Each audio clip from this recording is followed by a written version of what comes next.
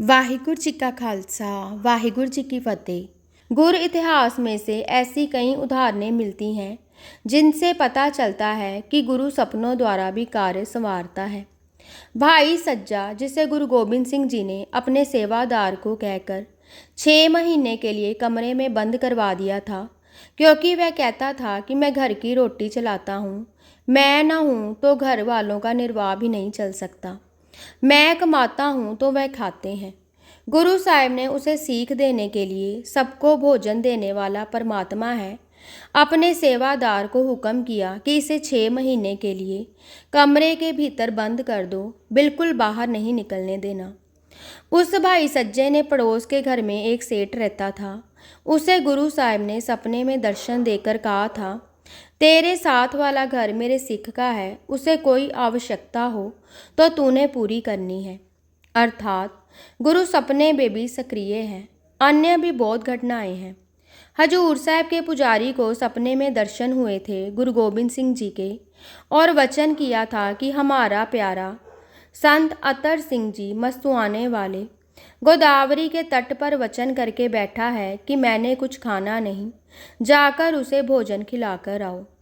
मुंशी को सपने में उसके नौकर ने ये कहा कि मेरा उद्धार हो गया है, मेरा जन्म मरण मिट गया है। यदि ऐसा ना हुआ होता तो ये सपना भी तो आ सकता था कि वह भूतों की योनि में पड़ा है।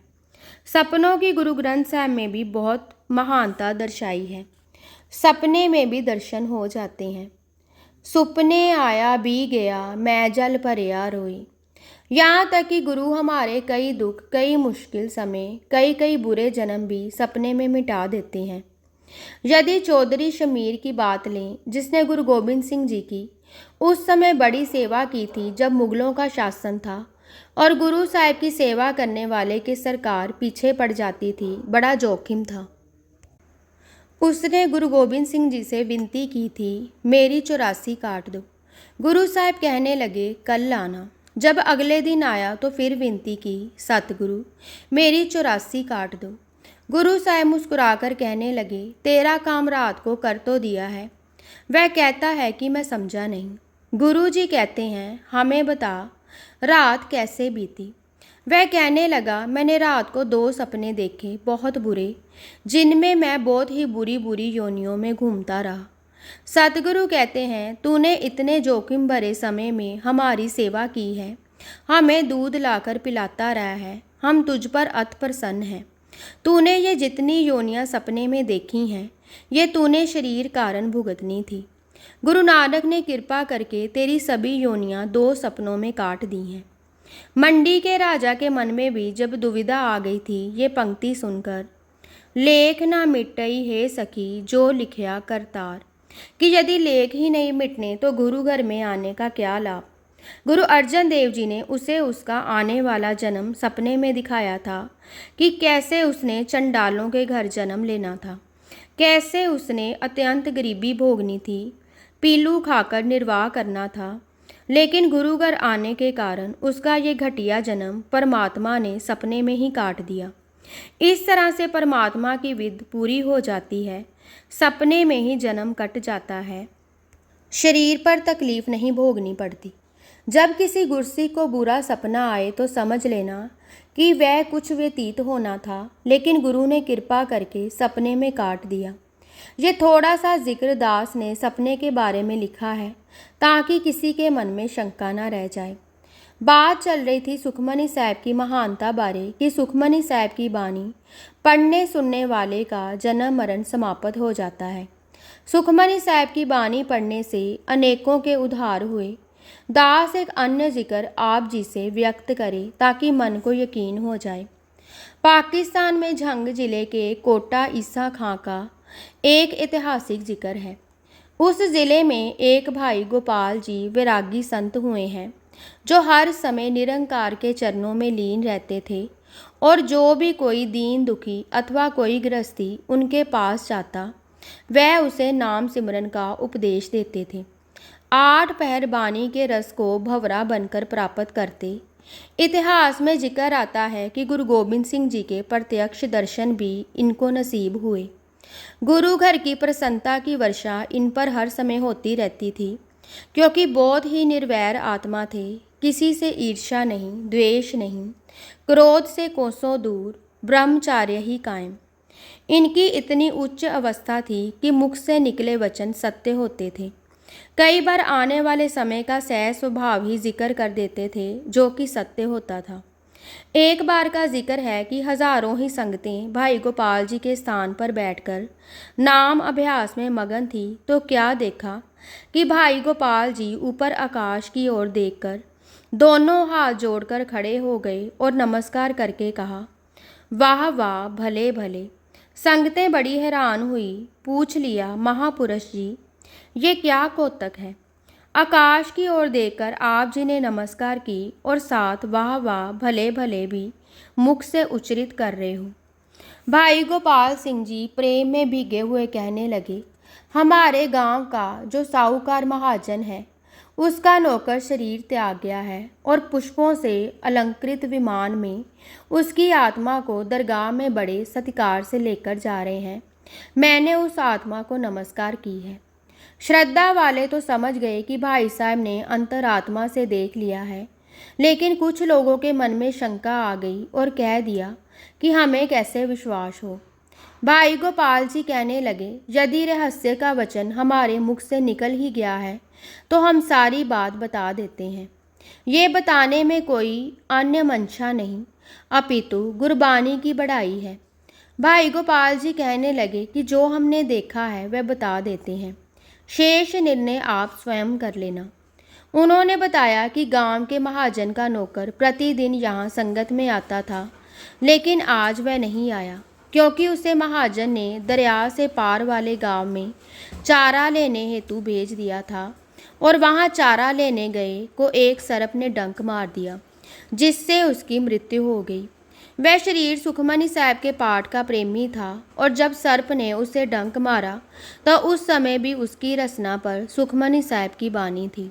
सामान्य लोगों की ये धारणा है कि सर्प दंश हुए व्यक्ति की मुक्ति नहीं होती, परंतु सुखमनी साहब के पाठ करने के फलस्वरूप उसकी आत्मा को बड़े सत्कार से फूलों से अलकृत विमान में बिठाकर देवगन लेकर जा रहे थे।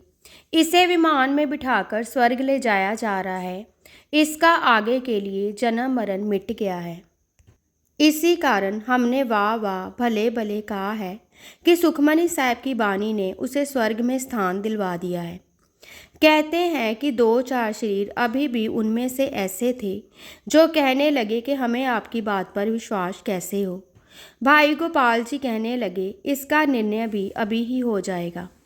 इतिहास लिखता है कि वहां बैठे बैठे कुछ समय पश्चात ही गांव का महाजन भाई गोपाल जी के पास आया और भरे दीवान में कहने लगा, महापुरुष जी, मेरा नौकर जो यहाँ आपके पास सत्संग करने आता था, अभी थोड़ी देर पहले दरिया पार गांव से पशुओं के लिए चारा लेने गया था।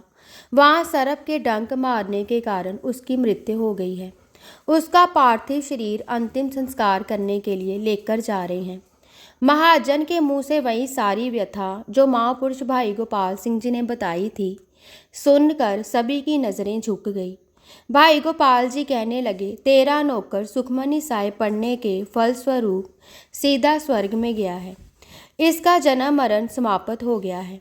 भाई गोपाल जी ने सारी संगत को सुखमनी साहिब की महिमा बताकर नित्य का कम से कम एक पाठ अवश्य करने की ताकीद की। श्री गुरु अर्जन देव जी ने महापरोपकार करके ये पवित्र बानी कलयुगी जीवों के कल्याण हेतु रची है। सुखमनी साहिब की बानी से जो प्रेम करे, गुरु उसका जन्म मरण तो समाप्त करता ही है, एक अन्य कितनी बड़ी बख्शिश कि इससे पितरे का भी उद्धार हो जाता है। पितर कहते हैं घर के वह बड़े पूर्वज जो पहले ही धरती से जा चुके हैं। यदि उनके प्रति सुखमनी साहिब की बानी का पाठ किया जाए तो निरंकार को इन जीवों की आत्मा का भी कल्याण करना पड़ता है, चाहे वे पितरों ने स्वयं अपने जीवन में नाम ना भी जपा हो।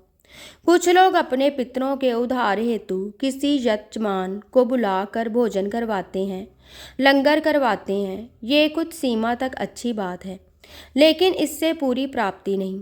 यदि बानी के प्रवाह चलाकर अरदास की जाए तो पड़ी बानी के कारण निरंकार को पितरों का उद्धार करना पड़ेगा। ये दास कोई खुद से नहीं कह रहा, गुरु ग्रंथ साहिब जी की बानी इस बात की साक्षी है। जिस सिमरत सब किलविख नासे पितरी होए उधारो, सो हर हर तुम सद ही जापो जाका अंत न पारो। दृढ़ बात है यकीन वाली, घर में से कोई एक भी बंदगी वाला शरीर हो, बानी से प्रेम करने वाला हो, उसके कारण उसकी 21 कुलें तर सकती हैं। बाबा नानक सिंह जी वचन करते थे, 21 कुलें कौन सी? 7 ननिहाल की, 7 पितृतव की और 7 ससुराल की। शायद कुछ लोगों के मन में ये आशंका उत्पन्न हो गई हो कि एक के कारण 21 कुलें कैसे तर सकती हैं। गुरु गोबिंद सिंह जी के समय की ऐतिहासिक साखी भी इस बात की साक्षी है। 10वें पातशाह गुरु गोबिंद सिंह जी ने जब भाई सैदा, जो नाव चलाने का कार्य करता था, उसकी प्रेम भरी पुकारे सुनकर भाई दया सिंह वो अपने कुछ अन्य सिंहों के साथ उसकी भावना पूरी करने के लिए उसे दर्शन दिए। उसकी नाव में अपने सिंहों सहित बैठ गए और कहा, हमें दूसरे किनारे ले चल। भाई सैदा प्रेम में भीगा जब नाव को लेकर दूसरे किनारे पहुंचा तो गुरु जी ने मोरों की थैली उसे देनी चाहिए, लेकिन भाई सैदे ने विनती की, सच्चे पातशाह, ये मोरों की थैली मुझे नहीं चाहिए। सतगुरु कहते हैं, फिर क्या इच्छा है? भाई सैदा कहने लगा, मेरा आपका धंधा एक समान है। उसकी ये बात सुनकर सिंह बड़े हैरान हुए कि ये किस तरह के घटिया वचन कर रहा है, परंतु भाई सैदा प्रेम में भीगा कहने लगा, सतगुरु, मैं लोगों को नाव में बिठाकर जल के सागर में एक किनारे से दूसरे किनारे पहुंचाता हूं और आप इस भवसागर से लोगों की नाव किनारे लगाते हो।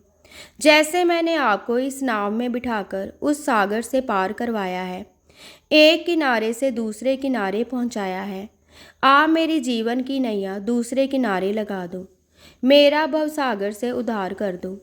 गुरुजी उसके ये प्रेम भरे वचन सुनकर बड़े प्रसन्न हुए और भाई दया सिंह को कहा, गिनती करो कि नाव में कितने सिंह हैं।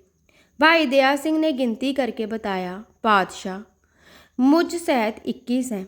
सतगुरु कहने लगे, प्यारे, तूने हमारे 21 सिंहों को नाव में बिठाकर दूसरे किनारे लगाया है, मैंने एक तुझे क्या पार करना है, तेरी 21 कुलें तार दूंगा। यदि प्राचीन इतिहास की ओर ध्यान दे तो एक प्रहलाद था जिसने सुरत लगाई थी भगवान के चरणों से।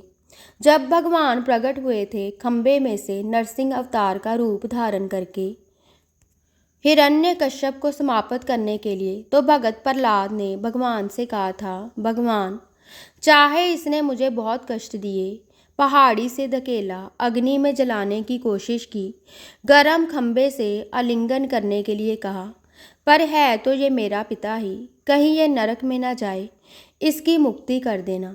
भगवान कहने लगे, प्रहलाद, तू एक अपने पिता की मुक्ति करने के लिए कह रहा है, तेरी तो 21 कुलें की मुक्ति होगी। अर्थात सुखमनी साहब की बानी से प्रेम करने वाला केवल स्वयं ही नहीं पार होता, अपितु यदि गुरु कृपा के घर में आ जाए तो उसका परिवार, उसकी 21 कुलें भी पार हो सकती हैं। सुखमनी साहब की बानी पढ़ने से जहाँ लोक के सुख मिलते हैं, वहाँ साथ ही परलोक की देनें भी मिलती हैं।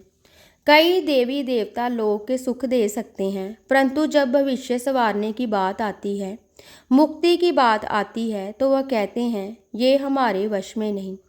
परंतु सुखमनी साहब की बानी दोनों सुख देती हैं, लोक के भी परलोक के भी। सुखमनी साहब की चौथी महानता, श्री सुखमनी साहब की बानी जन्म मरण के बंधन भी समाप्त करती है। वाहिगुरु जी का खालसा, वाहिगुरु जी की फतेह।